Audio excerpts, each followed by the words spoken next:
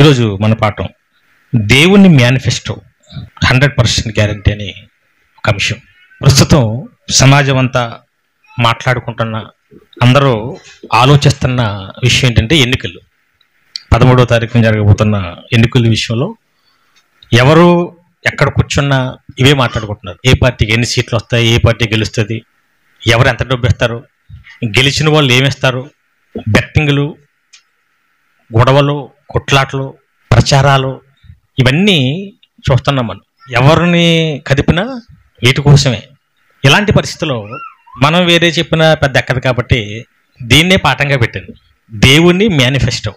Manifesto అంటే అందరికీ తెలుసు, చాలామందికి తెలిసే ఉంటుంది. రాజకీయ పార్టీలు ఎలక్షన్ల టైంలో మీరు మాకు ఓటేసి గెలిపిస్తే మేము మీకు పలానా చేస్తాం, మేము ఏం చేస్తామో అవి ముందే చెబుతుంటారు, వాగ్దానాలు ఇస్తుంటారు. ఆడవాళ్ళకి ఇది చేస్తాం, చదువుకునే పిల్లలకి ఇది చేస్తాం, ఉద్యోగస్తులకి ఇవి చేస్తాం, నిరుద్యోగులకి ఇది చేస్తాం, రైతుల కోసం ఈ పనులు చేస్తాం, వికలాంగుల కోసం ఇవి చేస్తాం, వృద్ధుల కోసం, ఇలాగా రకరకాల వాగ్దానాలు చేస్తుంటారు. పలానా వైసీపీ పార్టీ అవ్వచ్చు, టీడీపీ కూటమి అవ్వచ్చు, ఏ పార్టీ అయినా మేము అధికారంలోకి వస్తే మీరు మమ్మల్ని ఓటేసి గెలిపిస్తే మేము ఈ విషయాలు మీకు చేస్తామని మాటిస్తూ దాన్ని ఒక పత్రం రూపంలో తయారు చేస్తారు. దాన్నే మేనిఫెస్టో అంటారు. ప్రజలకు చేయబోతున్నవి వాగ్దానం మాటిచ్చి దాన్ని ఒక పత్రం రూపంలో చేసేదే మేనిఫెస్టో. వైసీపీ మేనిఫెస్టో ఉంటుంది, నవరత్నాలు. టీడీపీ మేనిఫెస్టో ఉంటుంది, సూపర్ 6 అంటున్నారు. అలాగే దేవుడు భూమి మీద మనుషులను పుట్టించి మనుషులందరికి కూడా ఆయనేం ఇవ్వాలనుకుంటున్నాడు, ఆయనేం వాగ్దానం చేశాడో, ఆయన కూడా ఏం మాట ఇచ్చాడో ఆ మాటల్ని ఒక పుస్తకం రూపంలో పెట్టాడు. అదే బైబిల్. ఇది దేవుని మేనిఫెస్టో. బైబిల్ అంటే ఏంటి? దేవుని మేనిఫెస్టో అంటే మనుషులకు ఏం చేయబోతున్నాడు, ఏం చేస్తాడు, ఏం ఇవ్వాలనుకుంటున్నాడు, ఇవన్నీ ఆయన మాట ఇచ్చాడు. ఆ మాటనే బైబిల్లో భద్రపరిచాడు. ఇది దేవుని మేనిఫెస్టో. ఇందులో ఏముంటాయంటే గతంలో ఎవరికి మాట ఇచ్చాడు, అది నెరవేర్చాడా లేదా, ఎలా నెరవేర్చాడు, మనకేం మాట ఇస్తున్నాడు, మనకి నెరవేరుస్తాడా, ఇదంతా బైబిల్ అనే గ్రంథంలో ఉంటుంది. దేవుని మాటలు బైబిల్ అంటే. మనుషులు వాగ్దానాలు చేస్తారు, మాట ఇస్తారు, మేనిఫెస్టోలు ఇస్తారు, కానీ అవి చాలా నెరవేర్చరు. చాలామంది మాట ఇస్తారు తప్ప అమలు చేయరు. రాజకీయ పార్టీలు చూస్తుంటే గత కొన్ని సంవత్సరాలుగా అధికారాలకు వచ్చిన వాళ్ళంతా వాళ్ళు మేనిఫెస్టోలు ఇస్తుంటారు, వాగ్దానాలు చేస్తారు, కానీ నెరవేర్చారు. ఈ మధ్యకాలంలో ఓ పాట వచ్చింది, ఇచ్చిన మాట తప్పితే ఓటు వేయొద్దని చెప్పిన దమ్మున్నాడేరా జగన్. అంటే ఏమి రాశాడు అందులో? ఇచ్చిన మాట తప్పితే, నేను మేనిఫెస్టోలో ఏదైతే పెట్టానో అది తప్పితే నాకు ఓటేయద్దు. మేనిఫెస్టోని భగవద్గీతగా, ఒక బైబిల్గా, ఒక ఖురాన్గా నేను భావిస్తాను అని జగన్ చెప్పి మేనిఫెస్టో రిలీజ్ చేశాడు. నవరత్నాలని ఇంకా కొన్ని. నేను నెరవేరిస్తే నేను మాట తప్పను, మాట తప్పలేదు అనిపిస్తేనే ఓటేయండి అని పాట కట్టాడు. చెప్పాడంటే చేస్తాడంతే. పాట బాగానే కట్టాడు. జగన్ అడిగామనుకోండి, జగన్ గారు మీరు మేనిఫెస్టో ఇచ్చారు కదా, చేశారు కదా, నెరవేర్చారా, మీరు ఇచ్చినవన్నీ నెరవేర్చారంటే ఆయన ఏమంటాడంటే 98% నెరవేర్చాను. విన్నారా లేదా? ఎంత?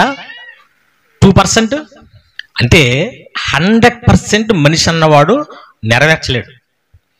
కాకపోతే ఇప్పటి వరకు వచ్చిన సీఎంలు అందరికంటే బెస్ట్. ఎందుకు? ఇంతలా నెరవేర్చిన వారు ఎవరు లేరు. 100% ఎందుకు నెరవేర్చలేరు? కొన్ని చేయటం అసాధ్యం. జరుగుతాయని ఇస్తారు. మద్యపానం నిషేధం అన్నాడు, అది జరుగుతుందా? అది జగన్ కాదు కదా, ఎవరు వచ్చినా జరగదు. అది ఎందుకు జరగదు?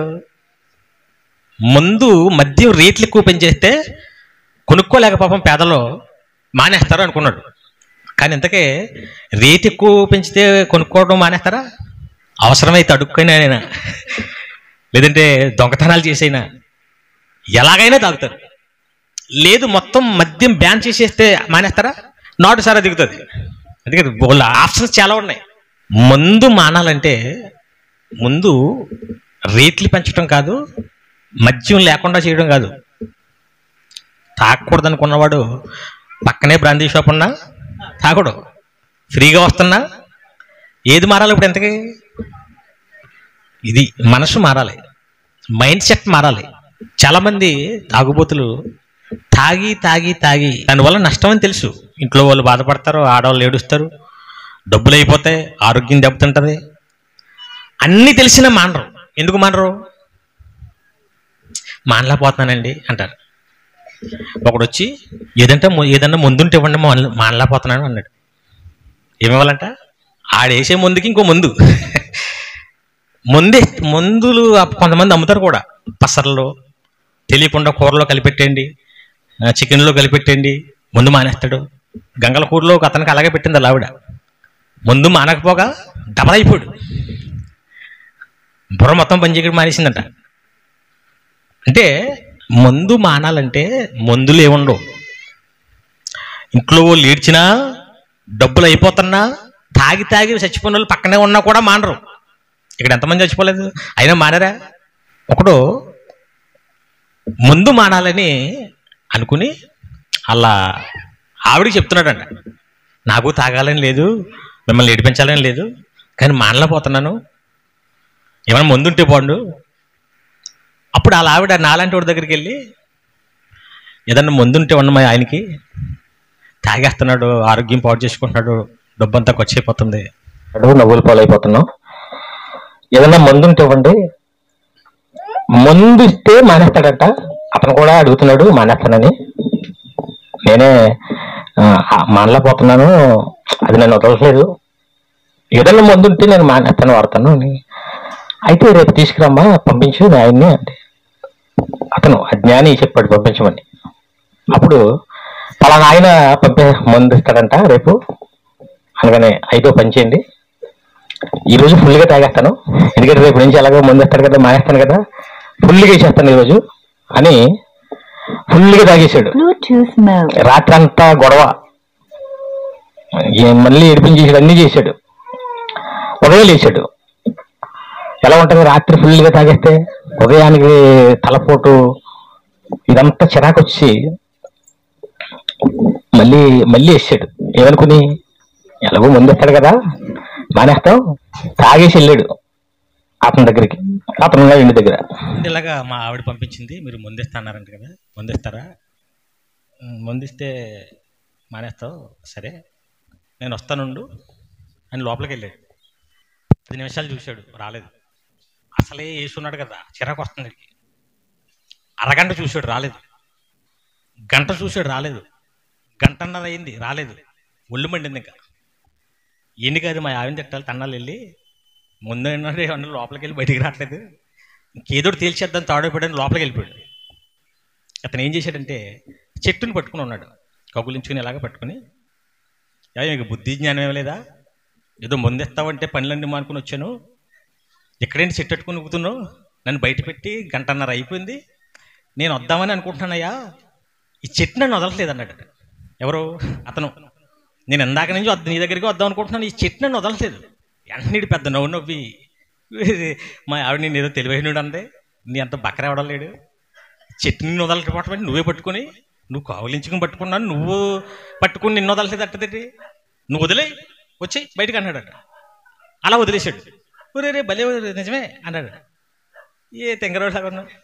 అప్పుడు ఇతనేమన్నాడు, నువ్వు తెంగరోడ్లాగా ఉన్నావు, ముందు నిన్ను బలవంతంగా తాగేస్తుందా, నువ్వు తాగుతున్నావా, నన్ను వదలట్లేదు అంటున్నావు, ఇంతకది ముందు పట్టుకుందా, కాయ కొనుక్కునేది నువ్వు, షాపుకి వెళ్ళేది నువ్వు, మూత తెరిచేది నువ్వు, గ్లాసులో పోసేది నువ్వు, బలవంతంగా పొల్లు బిగించి లోపలికి వేసేసి రాకుండా వెళ్ళి అంటే నాకేసి ఏదో నాకేసేది నువ్వు, ఇవన్నీ నువ్వు చేసి మళ్ళీ ఏం చేస్తాను అంటున్నాడు, నన్ను వదలట్లేదు, మానలో పోతాను.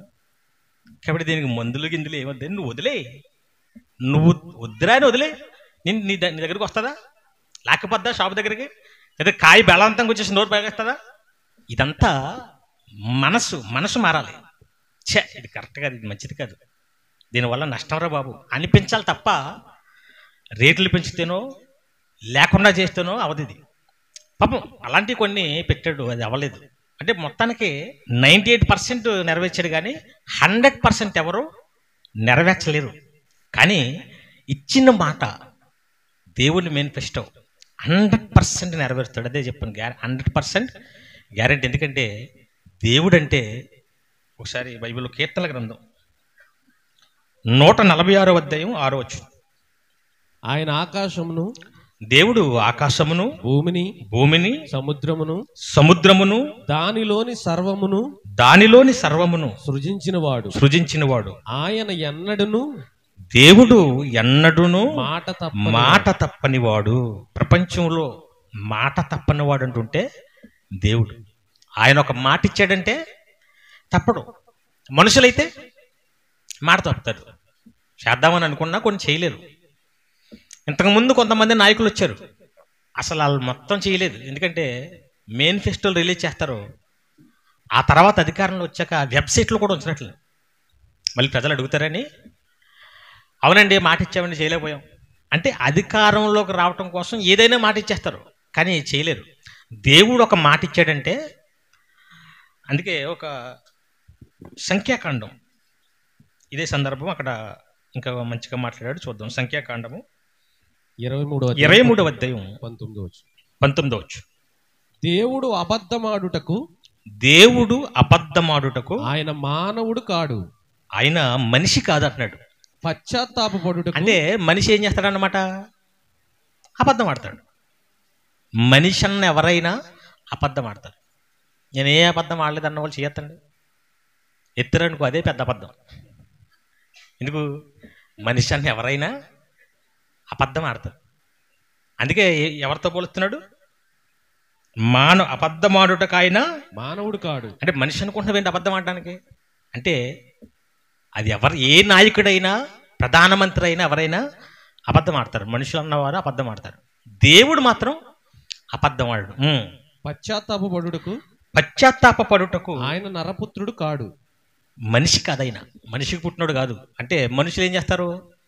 ఏదో ఒక మాట ఇస్తారు, అది నెరవేర్చలేక, లేదంటే అది నిలబెట్టుకోలేక మళ్ళీ ఫీల్ అవుతారు, పశ్చాత్తాపడతారు. దేవుడు మనిషి కాదు అలాగా. నేను ఒక మాట ఇచ్చి నెరవేర్చలేకపోయినని బాధపడటానికి మనిషి కాదైనా బాధపడ్డాలగా. ఆయన చెప్పి చేయకుండునా, చెప్పాడంటే చేస్తాడంతే. ఎవరు? దేవుడు. ఆయన మాట ఇచ్చి స్థాపింపకుండునా, ఏదైనా మాట ఇస్తే నిలబెట్టుకుంటాడు. స్థాపించడం అంటే నిలబెట్టడమే కదా. ఇల్లు స్థాపించడం అంటే ఇల్లు నిలబెట్టడం. మాట ఇచ్చాడంటే నిలబెట్టుకుంటాడు ఆయన. అది ఎంత కష్టం వచ్చినా, ఎంత ఇబ్బంది వచ్చినా మాట తప్పడు. ఇతను కూడా ఎంతో కొంత క్రైస్తవుడు కాబట్టి చాలా వరకు అవన్నీ నిలబెట్టుకుంటూ వచ్చాడు జగన్. అంటే దేవుని మేనిఫెస్టో బైబిల్, ఇందులో దేవుడు ఏదైనా ఒకటి చెబితే 100% చేస్తాడు. అది ఎంత ఏదైనా ఏం జరిగినా సరే నిలబెట్టుకుంటాడు. మనుషులైతే మేనిఫెస్టోలు పెడతారు కానీ నిలబెట్టుకోలేరు.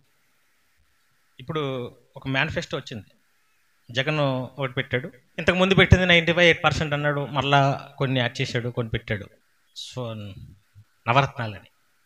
ఆ తర్వాత టీడీపీ వాళ్ళు కూడా పెట్టారు ఒకటి, ఏదో సూపర్ 6 అని. అది ఒకవేళ నెరవేరుతుందంటే అది వింటేనే నెరవేరదేమనిపిస్తుంది, కానీ పెడుతుంటారు. అంటే మాట ఇవ్వాలి. ఎందుకంటే గెలవాలంటే నెరవేర్చామా తర్వాత విషయం, ముందు మాట ఇచ్చేయాలి. ఆడవాళ్ళకి 1500, ఎవరికి? 18 సంవత్సరాలు నిండిన ప్రతి ఒక్కరికి ఎంత? 1500. 3 గ్యాస్ బండ్లు ఫ్రీ, బస్సులు ఎక్కడికైనా వెళ్ళిపోవచ్చు. తెలంగాణలో అదే గొడవ ఆడుతుంటే ఆ ఆడవాళ్ళంతా బస్సు ఎక్కేస్తున్నారట, భర్తతో గొడవాడి. ఫ్రీ కదా. ఆ తర్వాత ఎంతమంది పిల్లలు ఉంటే అంతమందికి 15,000, వృద్ధాప్య పెన్షన్ 4,000, వికలాంగులకి 6,000, భర్త చనిపోయిన వాళ్ళకి 4,000, 50 సంవత్సరాలు వచ్చిన వాళ్ళు కూడా పెన్షనే. ఇక్కడ దగ్గరలో ఉన్నారు చాలామంది, సంపత్రావు గారికి, మన వెంకన్న గారికి, మన ఆది గారికి ఆల్రెడీ వస్తుందేమో. చాలామందికి 50 దగ్గరకు వచ్చారు కదా, 50కే పెన్షన్. ఇదంతా నెరవేర్చాలంటే బడ్జెట్ ఉండాలి కదా. ఇంతకుముందు అప్పులు తెచ్చేసి అనవసరంగా పనిచేస్తున్నాడు, డబ్బంతా ప్రజల్ని స్వాములను చేసేసాడు అని విమర్శించిన వాళ్ళే ఇప్పుడు దానికి కొంచెం యాడ్ చేసి మరి ఇస్తానంటున్నారు. అంటే వినడానికంటే బాగుంటాయి, కానీ అమలు అవుతాయా లేదా, అది నెరవేర్చగలుగుతారా లేదా అనేది చెప్పలేము. కానీ ఏం చేస్తారు మాత్రం? మాట ఇచ్చేస్తారు. దేవుడు మాత్రం అలా కాదు, మనిషి కాదు. ఆయన అబద్ధం ఆడడానికి మనిషి కాదు. దేవుడు మాట ఇచ్చాడంటే అలాగే ఎవరికైనా ఇచ్చాడా అంటే ఇచ్చాడు. ఒకసారి బైబిల్లో చూద్దాం కొన్ని సందర్భాలు. హెబ్రీయులకు రాసిన పత్రిక, హెబ్రీయులకు రాసిన పత్రిక 6వ అధ్యాయం 13వ వచనం. 6వ అధ్యాయం 13వ వచనం. దేవుడు అబ్రహామునకు వాగ్దానం చేసినప్పుడు తనకంటే ఏ గొప్పవాని తోడు అని ప్రమాణం చేయలేకపోయాను గనుక తన తోడు అని ప్రమాణం చేసి నిశ్చయముగా నేను నిన్ను ఆశీర్వదింతును నిశ్చయముగా నిన్ను విస్తరింపజేయుదును అని చెప్పాను. దేవుడు అబ్రహాముకి ఒక మాట ఇచ్చాడు, వాగ్దానం. నేను నీ సంతానాన్ని కన్ఫామ్గా ఆశీర్వదిస్తాను, ఇసుక రేణుల వలె, ఆకాశ నక్షత్రాల వలె. మాట ఇచ్చాడంటే తప్పడానికి ఆయన మనిషి కాదు, అబద్ధం ఆడడానికి ఆయన నరమాత్రుడు కాదు. అందులోకి మాట ఇచ్చినప్పుడు ఏమన్నాడంట? తన తోడు అన్నాడంట, నా తోడు. ఆయన తోడు ఎందుకు వేసుకున్నాడు? ఆయనకంటే గొప్పడు ఇంకెవరు లేదు. ఎవరి మీద చేయాలి? షూరిటీ. ఇప్పుడు కూడా వచ్చింది బాబు షూరిటీ, భవిష్యత్తు గ్యారంటీ. అంటే నేను ఇచ్చినవి ఖచ్చితంగా 5 సంవత్సరాలు నెరవేరుస్తాను, షూరిటీ నేనే అంటున్నాడు. గ్యారంటీగా నెరవేరుస్తాను. అసలు బాబుకే షూరిటీ లేదు. ఇది 5 సంవత్సరాలు బతుకుంటాడానికి గ్యారంటీ ఉందా? రేపేమి సంభవించినో నీకు తెలియదు. ఇంతలో కనబడి వైఎస్ రాజశేఖర రెడ్డి అలాగే హామీలు ఇచ్చి అధికారంలోకి వచ్చాడు. ఉన్నాడు 5 సంవత్సరాలు, హెలికాప్టర్ ప్రమాదంలో చనిపోయాడు. అందుకే మనిషి అన్నవాడికి గ్యారంటీ లేదు. గ్యారంటీ ఎవరివ్వాలి? దేవుడు ఇవ్వాలి. అందుకే అబ్రహాముతో నా తోడు నెరవేర్చలేదా? ఆయన ఇజ్రాయేల్ ప్రజలంతా అబ్రహాం సంతానమే. అలాగే ఈరోజు ఉన్న క్రైస్తవులంతా విశ్వాసాన్ని బట్టి అబ్రహాము పిల్లలమే. విశ్వాసులకు తండ్రి అంటే మిగతా వాళ్ళంతా పిల్లలనే కదా. ప్రపంచంలో ఎంతమంది క్రైస్తవులు అయితే పుట్టుకొస్తున్నారో వీళ్ళంతా అబ్రహాం సంతానం కింద వస్తుంది. అది దేవుడిచ్చిన వాగ్దానం. అలాగే ఇజ్రాయేల్ ప్రజలకు ఇంకో మాట ఇచ్చాడు, అది కూడా చూద్దాం. యెహోషువ గ్రంథం 21వ అధ్యాయం 43వ వచనం. యెహోవా ప్రమాణం చేసి వారి పితరులకు ఇచ్చేదనని చెప్పిన దేశమంతయు ఆయన ఇశ్రాయేలుకి అప్పగించెను. వారు దాన్ని స్వాధీనపరుచుకొని దానిలో నివసించిరి. యెహోవా వారి పితరులతో ప్రమాణం చేసి ప్రమాణం చేసిన వాటన్నిటి ప్రకారము నలుదిక్కుల యందు వారికి విశ్రాంతి కలుగజేసెను. యెహోవా వారి శత్రువులందరినీ వారి చేతికి అప్పగించును గనుక వారిలో ఒకడును ఇశ్రాయేలు ఎదుట నిలవలేకపోయాను. యెహోవా ఇశ్రాయేలుకు సెలవిచ్చిన మాటలు చూడండి జాగ్రత్తగా. ఇశ్రాయేలీయులకు సెలవిచ్చిన మాటలన్నిటిలో ఏదియూ తప్పి ఉండలేదు. అంతయు నెరవేర్చాడు. మాట ఇచ్చాడంటే నెరవేరుస్తాడు. ఏదైతే చెప్పాడో అన్నీ చేశాడు. ప్రారంభం నుంచి చివరి వరకు దేవుని మేనిఫెస్టో ఇది.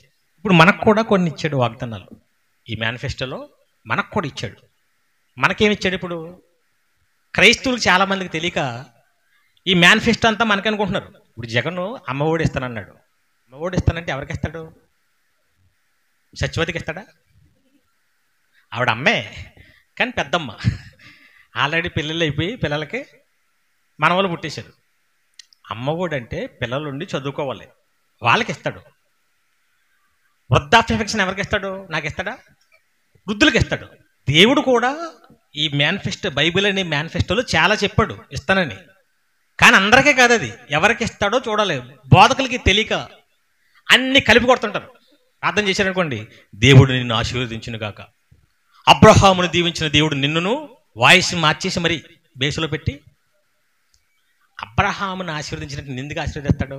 అప్పుడు ఆయనకి ఇచ్చిన వాగ్దానం మాట వేరు, నీకు ఇచ్చిన మాట వేరు. మనకేమిచ్చాడు, మనం దేనికోసం ఎదురు చూడాలి బైబిల్లో. మనకేమిచ్చాడు, వాళ్ళకేమిచ్చాడు, ఏం చూపిస్తారు బైబిల్లో? ఒక మాట, ద్వితీయోపదేశకాండం 28వ అధ్యాయం మొదటి వచ్చి చదువు. నీవు నీ దేవుడైన యెహోవా మాట శ్రద్ధగా విని నేడు నేను నీకు ఆజ్ఞాపించుచున్నా ఆయన ఆజ్ఞలన్నిటినీ అనుసరించి నడుచుకుని ఎడల నీ దేవుడైన యెహోవా భూమి మీదున్న సమస్త జనముల కంటే నిన్ను హెచ్చించును. ఏమంటున్నాడు? మనుషులందరికంటే నేను టాపులు ఉంచుతాను. నువ్వు దేవుణ్ణి ఇష్టంగా ఉంటావు. నీవు నీ దేవుడైన యెహోవా మాట విని ఎడల ఈ దీవెనలన్నీ నీ మీదకి వచ్చి ప్రార్థిస్తాయి. ఏ దీవెనలు ఇప్పటికని చెప్తున్నాడు. నీవు పట్టణంలో దీవించబడదు, పట్టణం అంటే సిటీలో బతుకుతుంటే అక్కడ గొప్పగా ఉంటావు, లేదు పొలాల్లో ఉంటే అక్కడ దీవించబడతావు. నీ గర్భఫలము, నీ భూఫలము, నీ పశువుల మందలు, నీ దుక్కుతెద్దులు, నీ గొర్రె మేకల మందలు దీవించబడును. నీ గంప పిండి పిసుకుని తొట్టి దీవించబడును. నువ్వు లోపలికి వచ్చినప్పుడు దీవించబడతావు, వెలుపలికి వెళ్ళినప్పుడు నీ శత్రువులు నేను చూసి బారిపోతా. అంటే ఇవన్నీ దీవెనలు ఎవరికి? దేవుడే కదా మాట ఇచ్చాడు. నువ్వు నాకు ఇష్టంగా ఉండు, నువ్వు అందరి మనుషులందరికంటే టాప్లో ఉంటే ఎక్కడ ఉన్నా సరే నీ తట్ట బొట్ట అనేది ఏం చెప్పాను అన్నాడు. ఇది ఎవరికి? ఎందుకని ఈ మేనిఫెస్టో ఎవరికి? ఇజ్రాయేల్ ప్రజలకి. అప్పుడు వాళ్ళకి మీరు నాకు ఇష్టంగా ఉండండి, ఈ దీవెనలన్నీ మీకే. ఈ మేనిఫెస్టోని ఎప్పుడు ఎక్కడ చదువుతున్నాడు? ఇప్పుడు చర్చిల్లో క్రైస్తవులకు వెళ్ళిపోయి, అమ్మా బిడ్డ దేవునికి నమ్మకంగా ఉండమ్మా, నీ తట్ట ఆశీర్వదింపబడుతుంది, నీ బుట్ట ఆశీర్వదింపబడుతుంది, నీ గేడే, ఇవన్నీ చెప్తుంటారు. ఇవన్నీ ఎవరికి? వాళ్ళని ఆశీర్వదించిన దేవుడు నిన్ను ఆశీర్వదించడా? అయ్యో అంటాడు. మళ్ళీ ఆశీర్వదించని చెప్పి మళ్ళీ అయ్యేందుకు కుర్రో ముర్రో అన్నట్టు దేవుడు సూటిగా నీతో మాట్లాడుతున్నాడు ఈరోజు. ఇవే కదా పదాలు. అంటే ఇన్ని రోజులు వంకరగా మాట్లాడా? ఇవన్నీ ఇది అలవాటు అయిపోయి పాపం. అది ఇజ్రాయేల్ ప్రజలకు ఇచ్చిన మేనిఫెస్టో వాగ్దానాలు. దేవుడు వాళ్ళకి వేరే ఇచ్చాడు, మనకి వేరే ఇచ్చాడు. వాళ్ళ పాపం చిన్నపిల్లల టైప్. ఇజ్రాయేల్ ప్రజలు అంటే ఎవరు? చిన్నపిల్లలకి స్కూల్కి వెళ్ళకపోతే ఏమేస్తాం? చాక్లెట్ ఇస్తానరా, బిస్కెట్లు ప్యాకెట్ ఇస్తానరా అంటే బాగుంటుంది. రవి కాలేజీకి వెళ్తుంది అనుకోండి, చాక్లెట్ ఇస్తాను నాన్న, బిస్కెట్లు అలిపో అని అనుకోండి, ఎలా ఉంటుంది? అంటే ఏ పరిస్థితికి ఆ పరిస్థితి వస్తుంది. ఇప్పుడు మనం పరిపూర్ణులు, వాళ్ళ ఇజ్రాయేల్ ప్రజలు, వాళ్ళకి శరీర సంబంధమైన ఇచ్చాడు. మనకేం ఇచ్చాడు? మనకి పెద్ద వాగ్దానాలు ఇచ్చాడు. మేనిఫెస్టో మన వేరు. మన మేనిఫెస్టో అంటే ఒకసారి చూద్దాం. చూడండి, కొరింథీయులకు రాసిన 2వ పత్రిక 6వ అధ్యాయం 18వ. అందుకు దేవుడు ఎలాగో సెలవిచ్చున్నాడు, నేను వారిలో నివసించి సంచరించు నేను వారి దేవుడిని ఎందును, వారు నా ప్రజలైందురు కావున మీరు వారి మధ్య నుండి బయలువెడలి ప్రత్యేకంగా నుండి అపవిత్రమైన దాన్ని ముట్టకుడి ప్రభువు చెప్తున్నాడు. మరియు నేను మిమ్మల్ని చేర్చుకుందును. చూడండి, మనకి ఇస్తున్న వాగ్దానం మేనిఫెస్టో ఏంటంటే, మీరు నాకు కుమారులను కుమార్తెలను ఉందునని సర్వశక్తి గల ప్రభువు చెప్తున్నాడు. ప్రియులారా, మనకు ఈ వాగ్దానములు ఉన్నవి గనుక భయముతోనూ పరిశుద్ధతోనూ. అంటే ఇంతకీ మనకన్నా మేనిఫెస్టో వాగ్దానం ఏంటి? ఇప్పుడు మనకిచ్చింది. మనకి ఏమి ఇస్తానంటున్నాడు ఇప్పుడు? ఇంతకీ మీరు నాకు కుమారులు కుమార్తెల ఎందురు, నేను మీకు తండ్రిన ఎందును. ఇది ఇప్పుడు మనకి ఇచ్చిన వాగ్దానం. అంటే మీకు ఆశీర్వదిస్తాను, ఆస్తి ఇస్తాను, పిల్లల్ని ఇస్తాను, సంపద ఇస్తాను, ఇది కాదు. ఇప్పుడు డైరెక్ట్గా ఏమంటున్నాడు? మీరు నాకు పిల్లలు, నేను మీకు తండ్రిని. వాగ్దానం మీకు అర్థమైందా? వాగ్దానం అర్థం కావాలంటే ఎగ్జాంపుల్ చెప్తాను. ఇప్పుడు ముఖేష్ అంబానీ ఉన్నాడు, లక్షల కోట్లు ఉన్న అతని దగ్గర. అతను వచ్చి మీకు 10 లక్షలు ఇస్తాను, లేదా మిమ్మల్ని దత్తత తీసుకుంటాను, ఏది మీరు కోరుకుంటారో అన్నాను. ఏం అడుగుతారంటే, అర్జెంట్గా 10 లక్షలు ఇచ్చిందంటారా? తెలియనుడు ఏమడుగుతాడు? దత్తత తీసుకుంటే డైరెక్ట్ ఆస్తి అంతా అందే కదా, అది చచ్చిపోయిన మొత్తం మనకు వచ్చేది లక్షల కోట్లు అని ఏం కోరుకుంటా వెంటనే తెలివైనడు అయితే దత్తత తీసుకోండి, మీ కుమారుడిగా ఉంటాను నేను. ఇది తెలివి అర్థం చేసుకున్నాడు. ఇజ్రాయేల్ ప్రజలకు ఏమి ఇచ్చాడు దేవుడు వాగ్దానం? మీకు ఆస్తి ఇస్తాను, దేశం ఇస్తాను, పిల్లల్ని ఇస్తాను, మీ సంపద డెవలప్ చేస్తాను. మనకేమిస్తున్నాడు? మీకు తండ్రిగా ఉంటాను, మీరు నాకు పిల్లలుగా ఉండండి. ఇప్పుడు ఆయన మనకి తండ్రిగా ఉండి మనం ఆయనకి పిల్లలుగా ఉంటే అసలు ఉన్న లోకాలన్నీ మనమే కదా. ఇంకా ఈ చిన్న చిన్న చిల్లర అడగకూడదు. ఇంకా ఈరోజు క్రైస్తవులు ఏ వాగ్దానాలు కోరుకుంటున్నారు? చిల్లర. మనం ఏమో కోరుకోవాలి? టోటల్ దేవుని ఆస్తే దేవుడే మన తండ్రిగా ఉండాలి. అలాంటి దేవుణ్ణి మనం ఆశ్రయిస్తే ఇంకో వాగ్దానం చేశాడు. యోహాను 1వ పత్రిక, నిత్య జీవము అనుగ్రహించునది, నిత్య జీవము అనుగ్రహించునది ఆయన తానే మనకు చేసిన వాగ్దానం. ఇప్పుడేం వాగ్దానం అంట? పరలోకం ఇస్తాను, మీరు నాకు నచ్చినట్టుగా, నాకు ఇష్టం వచ్చినట్టుగా బ్రతికితే మీకు పరలోకం గ్యారంటీ, స్వర్గం గ్యారంటీ. స్వర్గం అంటే చిన్నది కాదది. ఆరోగ్యశ్రీ, లేదా అమ్మఒడి, మహిళలకు డబ్బులు, హెల్త్ కార్డులు, ఇవి చిన్న చిన్నవి. స్వర్గం అంటే అక్కడికి వెళ్తే ఆకలి, దప్పిక, రోగము, చావు, ఏడుపు ఏమీ లేనప్పుడు ఇవన్నీ అందులో ఉంటాయి కదా. ఇంకా ఇది దేవుడు ఇస్తానన్నది. ఆయన మాట ఇచ్చాడంటే చాలామంది తెలియక పాపం స్వర్గం నరకం అనగానే మతం ఎంత నువ్వు చూసి వచ్చావా, మన మీటింగ్కి వెళ్తే అలాగ అడుగుతున్నాడు. మరణం తర్వాత ఏం జరుగుతుందని మాట్లాడాను. వెంటనే బాగానే చెప్పారు, కానీ మీరు చూసి వచ్చారు ఏంటండి? ఏది పరలోకం ఉందంటున్నారు, స్వర్గం నరకం ఉందంటున్నారు, మీరు చూసి వచ్చారా? లేవంటున్నావు కదా, నువ్వు చూసావా? మరి ప్రశ్నకి ప్రశ్న, లేవంటున్నావు కదా, నువ్వు చూసావా? ఎక్కడో మారుమూల ప్రాంతంలో ఉండి నువ్వు దేవుడు చెప్పిన స్వర్గం నరకం లేవంటున్నావంటే నీ మాట నేను ఎందుకు నమ్మాలి? ఉన్నాయనడానికి 1000 ఆధారాలు చూపిస్తాను నేను. లేదనడానికి నువ్వు ఒకటి చూపించు తెలివిగా. ఏమైనా చూపిస్తాడా? ఉంటే కనపడాలి కదా, ఇది ఒకటే, ఇది అట్టుకుని ఎలాడతారు. ఉంటే ఓరి బకరా, కనిపించేవే ఉన్నాయనుకోవటం నీ బుద్ధి తక్కువ. కనిపించినవి చాలా, గాలి కనపడదు. నీ తలలో ఉన్న మెదడు ఎప్పుడైనా చూసావా? చూడలేదు కాబట్టి లేదనా? నీ గుండె ఎప్పుడన్నా చూసుకున్నావా? కొట్టుకుంటుంది కదా గుండె. చూసుకునే పరిస్థితి రాకూడదు, చూసుకోలేం కూడా. నువ్వు చూడనివి చాలా ఉన్నాయి. నీ రక్తంలోనే అనేక రక్త కణాలు ఉన్నాయి, కంటికి కనపడవి, సూక్ష్మం. స్కోప్లో పెట్టి చూడాలి దాన్ని. అంటే కనిపించినవి ఈ ప్రపంచంలోనే చాలా ఉన్నాయి. ఇప్పుడు పరలోకం నరకం అనేది ఇక్కడ చూడటానికి ఇక్కడ ఉన్నది. అది మరో లోకం, అది ఇక్కడ ఉండదు. నేను మొన్న కర్నూలు వెళ్ళాను, ఉల్చాలని ఊరికి వెళ్ళాను మీటింగ్స్కి. ఉల్చాలనేది మీరు ఎప్పుడు వినలేదు. అక్కడ ప్రజలు ఉన్నారు, అక్కడ దేవుని బిడ్డలు ఉన్నారు, అక్కడ కూడా దేవుని కార్యక్రమాలు చేస్తున్నారు. నేను చూసి వచ్చి వాకింగ్ చెప్పి వచ్చాను. నేను నమ్మనండి అన్నారనుకో, ఏమనాలి మిమ్మల్ని?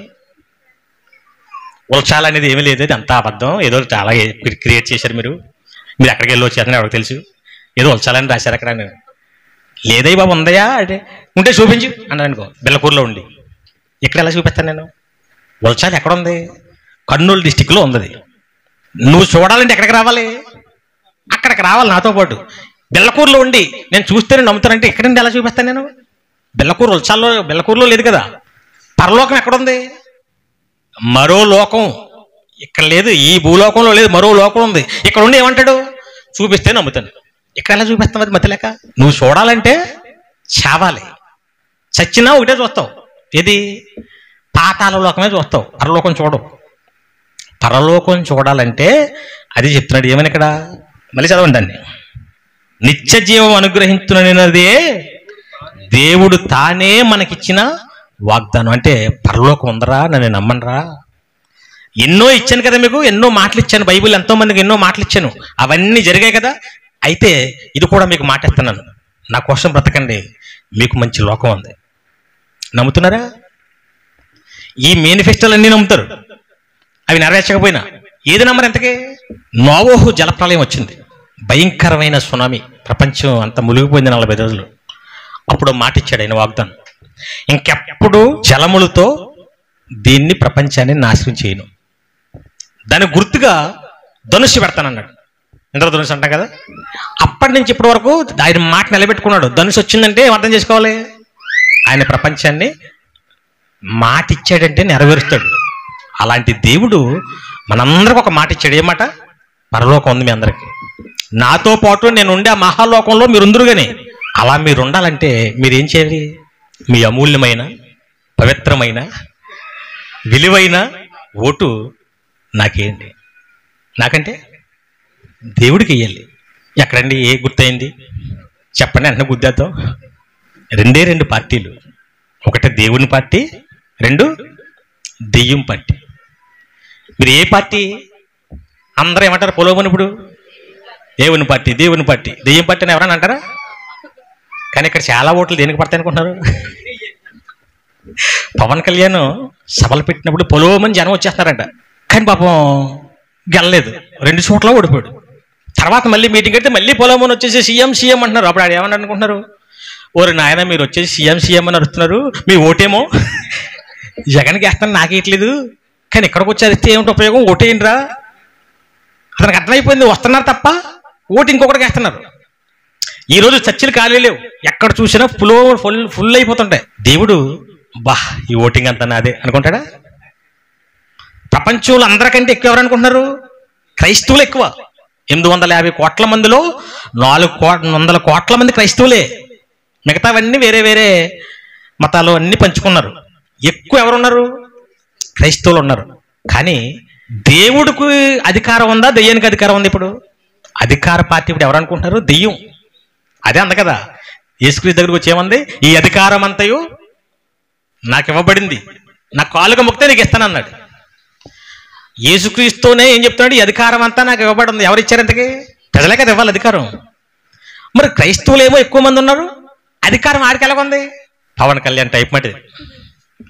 అందరూ మీటింగ్లకు వచ్చేస్తారు, సెమినార్లకు వచ్చేస్తారు, ఆరాధనకు వచ్చేస్తారు, చర్చలు నిండిపోతాయి. ఓటు ఎవరికి వేస్తారు? అదే మేము అలాంటి వాళ్ళం కాదండి. ఇప్పుడు ఎట్టండి, సిలువు గుర్తెడతారా, బైబిల్ గుర్తెడతారా, దడేలు కొట్టేస్తాం దాని మీద, డిపాజిట్లు కూడా రావు దానికి అంటారు. దేనికి? అలా గుద్దేస్తారు కాబట్టి దేవుడు అలా పెట్టాడు ఎలక్షన్. దేవుడి ఎలక్షన్ ఎలా ఉంటుంది అనుకుంటున్నారు? అసలు ఎప్పుడు జరుగుతుంది దేవుడి ఎలక్షను? జీవిత కాలంలో అప్పుడప్పుడు ఎన్నికలు జరుగుతుంటాయి మనకి. దేవుని ఎన్నికలు. దెయ్యాన్ని కోటేస్తావా, దేవుని కోటేస్తావా? మొదటి ఎన్నిక ఆదామవ్వ మధ్య పెట్టాడు దేవుడు. మేనిఫెస్టో విడుదల చేశాడు. నువ్వు ఆ పండు తింటే చేస్తావు. మన రాజకీయ నాయకులు మేనిఫెస్టో ఎలా ఉంటాయి? అన్నీ మంచిగా ఉంటాయి. నాకు ఓటేస్తే ఆడవాళ్ళకి 1500, నాకు ఓటేస్తే గ్యాస్ ఫ్రీ, నాకు ఓటేస్తే అమ్మఒడి అన్ని పెడతారు కదా, నాకు ఓటేస్తే కాలర్ కొడతా అని ఎవడంటాడా? నాకు ఓటు వేయకపోతే చేతులు కొడతా అని ఎవడంటాడా? దేవుడు మాత్రం రెండు ఉంటాయి. నాకు ఓటేశారా, ఈ బెనిఫిట్స్ ఉన్నాయి, పరలోకం ఇస్తాను, మీకోసం ఇవన్నీ చేస్తాను. వేయలేదా చంపేస్తాను. నమ్మి బాప్తిసం పొందితే రక్షణ, నమ్మకపోతే రెండు ఉంటాయి ఇందులో. ఆదామవ్వకే చెప్పాడు, నా మాట వినండి, ఆ పండు తినకండి, అన్నీ తినండి మీరు. అన్ని పథకాలే పెట్టాడు. జామ పండు తిను, యాపల పండు తిను, పుచ్చకాయ తిను, అన్ని ఫ్రీ, నీకు నచ్చింది ఏదైనా తిను, ఈ పథకాలన్నీ నీకే. ఒకటి మాత్రం తినకు, అది తింటే చచ్చిపోతావు. ఇప్పుడు దెయ్యం వచ్చింది ప్రతిపక్షం.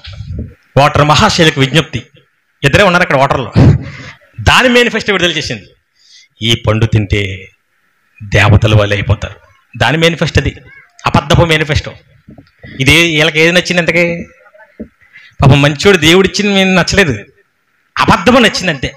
దడియాలను గుద్దేశారు. ఎవరికి అంటే మొదటి ఎన్నికల్లోనే దేవుడు ఏమైపోయాడు? ఓటమి పాలైపోయాడు. డిపాజిట్లు గల్లంత.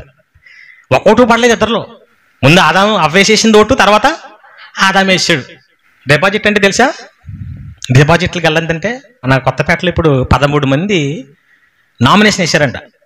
ఎమ్మెల్యేలకి 13 మంది. మనకి ఇద్దరే తెలుస్తుంది ఇప్పుడు. ఈ 13 మంది నామినేషన్ వేసినప్పుడు మీరు కూడా వేయచ్చు, నేను వేయచ్చు, అందరూ వేయచ్చు.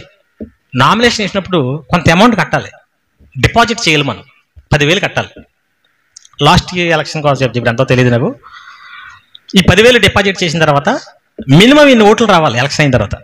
అసలు నీకు ఒకటి పడలేదనుకో, నీ ఓటు తప్ప, లేదా 20 ఓట్లు, 10 ఓట్లు, 50 ఓట్లు వచ్చాయనుకో, నీకు డిపాజిట్ అమౌంట్ కూడా వెనకరాదు. ఇంకా మినిమం ఇన్ని ఓట్లు పడితే నీ 10,000 నీకు ఇచ్చేస్తారు. లేదంటే ఆ 10,000 కూడా రావు. దాన్ని డిపాజిట్ గల్లంతంటారు. అంటే కట్టిన డిపాజిట్ కూడా రాలేదు. దేవుడికి ఏం జరిగింది? ఫస్ట్ డిపాజిట్లు అక్కడి నుంచి స్టార్ట్ చేస్తే ఈ రోజు వరకు ఓటింగ్ ఎవరికి పడుతుంది?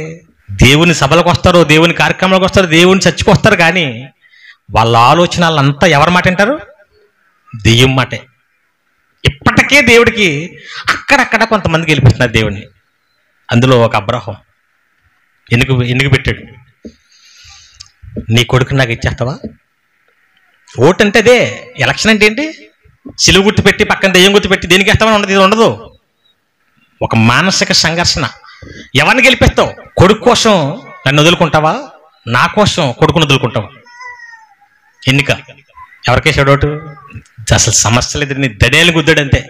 ఒక దేవుణ్ణి గెలిపించిన అబ్రహాం, ఒక యోబు ఎన్నికలు జరిగాయి. ఎవరికేస్తావు ఓటు? అన్ని తీసేసాడు. ఇప్పటికైనా ఏంటంటే అలా ఆవిడ వేసేసింది దెయ్యానికి. అబ్రహాం యోబు ఏమన్నాడు? గెలిపించాడు. ఒక దానియేలుకి ఎలక్షన్ జరిగింది. దేవునికి ప్రార్థించడం మానేయి, లేదా సింహాల బోన్లో పడేస్తాం. మీరు సింహాల బోన్లు చంపినా నా దేవుడితో మాట్లాడకుండా ఎవరు గెలిపించాడు? ఎలక్షన్లు అంటే అలా వస్తాయి. షడ్రక్ మెషక్ అబెద్నెగో ఆ విగ్రహానికి మొక్కండి, లేదా మండుతున్న గుండంలో పడేస్తాను. మీరు చంపినా అందులో పాడేసిన మా దేవుడికి తప్ప వేరే మేము మొక్కం. ఒక షడ్రక్ మెషక్ అబెద్నెగోలు గెలిపించారు. ఇలాగ భక్తులంతా ఏం చేస్తున్నారు? దేవుణ్ణి గెలిపించుకుంటూ వచ్చారు. ఎన్ని ఇబ్బందులైనా ఒక యేసు గెలిపించాడు, ఒక పౌలు గెలిపించాడు. మనం ఇస్కరియోతు యోధ ఇందాక చెప్పింది కదా, మేనిఫెస్టో విడుదల చేశాడు అపవాది 30 వెండి నాణెములు. యేసుక్రీస్తు మేనిఫెస్టో ఏంటి? శ్రమలు, ఇబ్బందులు, కష్టాలు. కాకపోతే తర్వాత పరలోకం ఉంటుంది. ఇదైతే నీకు హ్యాపీ, వెండి నాణేలు, బంగారం, ఎంజాయ్ అన్నాడు. దేనికి వేసాడు ఓటు? ఆ మేనిఫెస్టో నచ్చింది దానికి వేసాడు, యేసుని అప్పగించాడు. మన జీవితంలో కూడా వస్తుంటాయి ఇలాంటివన్నీ. ఓట్లు అందరూ డైరెక్ట్గా వేసేస్తే అందరూ వేసేస్తారు. ఇప్పుడు దేవుడు పక్షాన ఉన్న వాళ్ళు చేతులు ఎత్తానంటే పొరవని ఎత్తారు. ఇప్పుడు ఒకటి కాదు 2 చేతులు ఎత్తేస్తారు. ఇప్పుడు కాదు ఎలక్షన్. చర్చకు ప్రతి ఒక్కరూ దేవుని పార్టీ కాదు, మీటింగ్లకు వచ్చిన ప్రతి ఒక్కరూ దేవుని ఓటు కాదు. ఓటు ఎక్కడ ఉంటుంది? మనస్సు. ఆయా పరిస్థితుల్లో ఆ సిచ్యువేషన్ బట్టి నీకు ఏర్పడుతుంటుంది దేవుడా దెయ్యమా. అప్పుడు నువ్వు దేనికి ఓటేస్తున్నావు అనేది అది డిసైడ్ అవుతుంది. అలాగే ఎవరైతే దేవుణ్ణి గెలిపిస్తారో కండిషన్ అప్లై, వాళ్ళకి మాత్రమే దేవుని మేనిఫెస్టోలో ఉన్న నిత్య జీవం వాళ్ళకి ఇస్తాడు. మాట ఇచ్చాడంటే ఖచ్చితంగా నెరవేరుస్తాడు. ఒకవేళ దేవుని గెలిపించలేదా నువ్వు, ఇంకొక వాగ్దానం కూడా చేశాడు. మేనిఫెస్టోలో 2 ఉంటాయి. నిత్యాగ్ని దండన. నన్ను గెలిపించిన పక్షాలు ఉంటే పరలోకం, లేదా నమ్మి బాప్తిసం పొందితే రక్షణ, నమ్మకపోతే శిక్ష. ఎప్పుడు బాప్తిసం పొందితే కాదు, నీ జీవితం ఉన్నంత వరకు దేవుణ్ణి గెలిపించుకుంటూ వస్తే పరలోకం, లేదా నిత్యాగ్ని దండన. అది కూడా మాటిచ్చాడు. ఆయన తప్పుతాడా? మంచిది ఎలాగైతే నెరవేర్చకుండా ఉండడం, శిక్షిస్తానని చెప్పిన మాట కూడా ఏం చేయడైనా తప్పడు. ఎందుకంటే దేవుడు కదా, మనిషి కాదు కదా తప్పడానికి. మత్తయి సువార్త 12:30 నా పక్షమున నుండని వాడు నాకు విరోధి. నాకు విరోధి అంటే నా పక్ష ఉండటం అంటే ఓటు నాకు పడాలి, నన్ను గెలిపించాలి. ఇంతకుముందు పాఠం చెప్పాను మీకు, దేవుని కార్యకర్తలు ఎవరని. ఈరోజు చూశారు కదా, ఇప్పుడు ఓటు అడగడానికి వచ్చింది ఆవిడ ఎవరు? నిలబడిన వ్యక్తి కాదు, వాళ్ళ చెల్లంట. ఇంకా కొంతమంది తిరుగుతున్నారు, ఫ్యాన్లు పెట్టుకుని తిరుగుతున్నారు కొంతమంది. ఇందాక వెళ్ళిపోయాడు ఒక అతనిలాగా ఫ్యాన్ మోయటకి. అంటే ఆ ఫ్యాన్ గుర్తుని నెత్తి మీద పెట్టుకుని ఊరంతా తిరిగితే ఏంటి దాని అర్థం ఏంటి? బాబు ఇదిగో ఈ గుర్తుకే ఏంటి అని సైకిల్ పెట్టుకుని తిరుగుతాడు ఒకడు. మా పార్టీ నాయకుడిని గెలిపించాలని పాప ఆవేదన, అవునా, ప్రజల్లోకి వెళ్ళిపోయి భయంకరమైన ఎండలు ఇంట్లోంచే బయటకు రాలేకపోతున్నాం. ఇలాంటి పరిస్థితుల్లో ఎలా తిరుగుతున్నారు అనుకుంటున్నారు? అర్ధరాత్రి వరకు తిరుగుతున్నారు. ఎవరు? నిలబడిన వ్యక్తే కాదు, అతనికి సపోర్ట్ చేస్తున్న వాళ్ళకేమీ సీట్లు రావు, వాళ్ళకేమీ పెద్ద పెద్ద పదవులు ఏమి రావు. సామాన్యమైన కార్యకర్తలు గ్రామాల్లో కొట్టుకు చచ్చిపోతున్నారు. ఇప్పుడు మొన్నే కర్నూలు డిస్టిక్లో ఒకటి చచ్చిపోడంట. వైసీపీ టీడీపీలు కొట్టేసుకుని అసలు వీళ్ళకి సంబంధం ఉంది, ఎవరు గెలిచేది వాళ్ళు, కానీ వీళ్ళకి కొట్టుకు చచ్చిపోతారంటే అంత కసి, అంత ఇష్టం ఎలక్షన్లు అంటే. చివరికి డబ్బులు కొచ్చి పెట్టేస్తుంటారు. అంతకుముందు చెప్పాను కదా, ఎమ్మెల్యే ఎలక్షన్, ప్రెసిడెంట్ ఎలక్షన్లో మంచం గుర్తు వచ్చింది ఒకడికి. నెత్తి మీద చిన్న మంచం చేసుకుని వచ్చాడు, మా ఇంటికి కూడా వచ్చాడు. ఎందుకు మంచం అట్టుకుని తిరుగుతున్నాడు? ఇది మా నాయకుడు గుర్తు, మీరు దీనికి ఏంటి పొరపాటుని ఇంకో దేని వేసుకుంటారేమో. మీడియం మంచం తయారు చేసుకున్నాడు, దానికి బద్దలు వేసాడు, నెత్తి మీద కూర్చొని. ఇంకా ఏ బీరువు రాలేదు, దీనికి ఇబ్బంది అయిపోతాడు. అంటే ఆ కార్యకర్తకి అంత ఇంట్రెస్ట్ చూసారా, మా నాయకుడిని గెలిపించాలి ఎలాగైనా. యూట్యూబ్లో వీడియోలు తెగ పెడుతుంటారు, ఇలా ఇది చేశాడు అది చేశాడు మా నాయకుడు. ఎవండి మనిషి కోసమే 5 సంవత్సరాలు ఉండి ఇచ్చిన మాటలు నెరవేరుస్తారో లేదో తెలియని వీళ్ళ కోసమే మామూలు కార్యకర్తలు ఎంత పనిచేస్తుంటే, మనల్ని పుట్టించి పోషించి మన పాపాలు క్షమించి మరలా మనకు పరలోకం ఇస్తానని మాటిచ్చిన ఆ మంచి మనిషి కోసం, దేవుడి కోసం మనం ఎంత ఎలాంటి కార్యకర్తగా పనిచేయాలి? ఎవరికైనా చెప్తున్నారా? దేవుని గెలిపించండి, దేవుని కోటేయండి, దేవుడే దేవుడే అని చెప్తారా? ఈరోజు ఎలక్షన్లో తిరిగే కార్యకర్తలను చూస్తే సిగ్గు రావాలి. 5 సంవత్సరాలు ఉండి ఒక మనిషి కోసం ఇంత ప్రచారం చేస్తున్నారు, సిగ్గుపడకుండా తెగించి. కోపాలు గొడవలు అసలు పడరు. మా బాబుని అంటావా, ఎందుకంటే కన్నబాబు కాదు, మా జగన్ అంటావా అని ఒకడు, మా పవన్ అంటావా అని ఒకడు. వీళ్ళ రక్త సంబంధులు కాదు, వీళ్ళ కుటుంబం కాదు, ఏమీ కాదు, వీళ్ళే ఇంత ఇదిగా ఉంటే నిజంగా మన బాబు అయినా ఎవరు? మన ఆత్మ అందులోంచి కదా వచ్చింది. నిజంగా మనల్ని పోషిస్తుంది ఆయన. ఈ పథకాలన్నీ ఆయన, గాలి పథకం, నీరు పథకం, ఆరోగ్య పథకం, భూమి, తిండి అన్నీ ఎవరు పెట్టారు? అలాంటి దేవుడు మనం తప్పు చేస్తున్నా క్షమించి మరలా పరలోకం ఇస్తానరా బాబు అంటే ఆయన కోసం ఎలాంటి కార్యకర్తగా పనిచేయాలి? ఎప్పుడైనా పనిచేస్తున్నారా? అందుకే నేను ఫిక్స్ అయ్యాను, బతికితే దేవుడి కోసం బ్రతకాలి, దేవుడి కోసమే చెప్పాలి. ఎందుకంటే ఒక బాబు కోసం చెప్పుకుంటే తిరిగామనుకో సూపర్ 6 అంటున్నాడు, ఆ తర్వాత 4 కూడా కొట్టలేదు అనుకో, ఇప్పుడు కార్యకర్తలు ఏమైపోవాలి? నవ్వులు పాలు అయిపోవాలి కదా. జగన్ ఇదేస్తా అంటున్నాడు తిరిగాం, ఒకవేళ ఇవ్వలేదు అనుకో, ఆర్థిక పరిస్థితులను బట్టి ఇవ్వలేకపోయాడు అనుకో, ఎవరికి అవమానం? మీ ఓడి ఇదేస్తా అన్నావు కదా, ఇవ్వలేదు. కానీ చెప్పాడంటే చేయకుండా ఉన్నవాడు ఒకే ఒకడు ఉన్నాడు, ఎవరైనా. అలాంటి ఆయన కోసం నువ్వు ధైర్యంగా సిగ్గు లేకుండా చెప్పొచ్చు, అవునా? ఇక్కడ చెప్తారు, ఎవరైనా చెప్తున్నారు దేవుడి కోసం. అందుకే బతికితే దేవుడి కోసం బ్రతకండి, దేవుని గెలిపించండి, దేవుడి కోసమే ప్రచారం చేయండి. ఇది నీకు ఎక్కడా బాగుంటుంది, చనిపోయాక కూడా మంచి వాగ్దానం పరలోకం. ఆ పరలోకం కొట్టాలంటే దేవుణ్ణి ఖచ్చితంగా గెలిపించాలి, దేవుని పక్షాన్ని ఉండాలి. ఆయన పక్షాన్ని లేవా నువ్వు ఆయన విరోధం అంటున్నాడు. మళ్ళా నా పక్షాన్ని ఉన్నవాడు నాకు విరోధం అంటే నువ్వు ఖచ్చితంగా మరో పథకంలోకి వెళ్ళిపోతావు. ఏం పథకం అది? అగ్ని ఆరదు, పురుగు చావదు. ఆ పథకం కంటిన్యూగా ఉంటుంది. ఏ ప్రభుత్వం తీయలేదు ఇంకా. ఇప్పుడు జగన్ పెట్టిన ఒకవేళ ఓడిపోయాడు అనుకోండి, కొన్ని తీసేస్తారు. ఆరోగ్యశ్రీ ఉన్న తీరు ఎవరు, కొన్ని తీయలేని పథకాలు ఉంటాయి. దేవుడు పెట్టిన పథకం కూడా ఎవరో తీరు. పరలోకం వెళ్ళాబట్టి నేను ఎవరో అందులోంచి రప్పించలేరు, లేదా నిత్యాగ్ని దండన. కాబట్టి నీ జీవితంలో, నీ జీవిత ఎన్నికల్లో ఎవరిని గెలిపిస్తున్నావు, ఎవరు కోటేస్తున్నావు నిర్ణయించుకోండి. మంచి భక్తులుగా దేవుని గెలిపించే మంచి ఓటర్గా ఉంటే దేవుడు మాట తప్పడు. మడమ కళ్ళు మూసుకొని ప్రార్థన చేసుకుని